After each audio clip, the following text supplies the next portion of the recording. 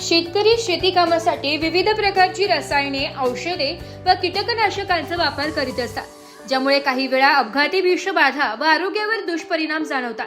विषबाधा झालेल्या व्यक्तींवर तात्काळ उपचार व सुरक्षिततेबाबत प्रशिक्षण महत्त्वाचे असून जिल्ह्यातील 600 आरोग्य अधिकाऱ्यांना प्रशिक्षण देण्याचे नियोजन आहे, असे जिल्हा शल्य चिकित्सक डॉक्टर चारुदत्त शिंदे यांनी सांगितले.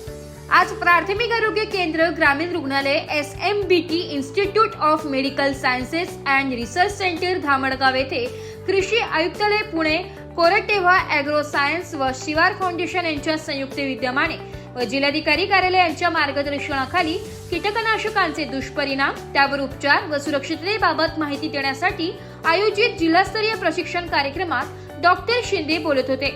यावेळी प्रशिक्षक doctor V Pillai, stewardship committee प्रमुख डॉक्टर मनीष देशपांडे, जिल्हा गुण व नियंत्रण अधिकारी डॉक्टर राजेंद्र बाकुल, अधिष्ठाता doctor Jagan Suryavanshi, doctor Minal Mohgaonkar, doctor Dhanaji Jadhav, doctor Rakesh Patil, doctor Salil Bapat यांच्यासह 300 प्रशिक्षणार्थी वैद्यकीय अधिकारी उपस्थित होते.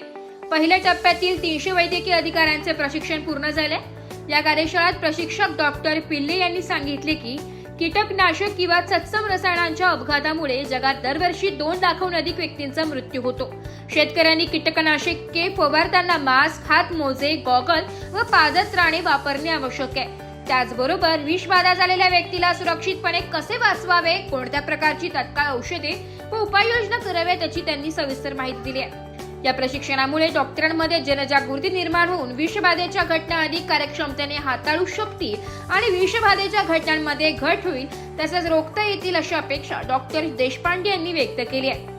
शिवार हेल्पलाईनला फोन करा. शेतकरी व डॉक्टरांनी कोणत्याही प्रकारची विषबाधेच्या घटना घडल्यास अथवा प्राथमिक उपचारासंदर्भात माहिती, सल्ला, मार्गदर्शन व मदत आवश्यक असल्यास 8955771115 शिवार हेल्पलाईनवर संपर्क करण्याचे आवाहन डॉक्टर शिंदे यांनी केले. ब्युरो रिपोर्ट, नाशिक लोकशाही न्यूज, नाशिक.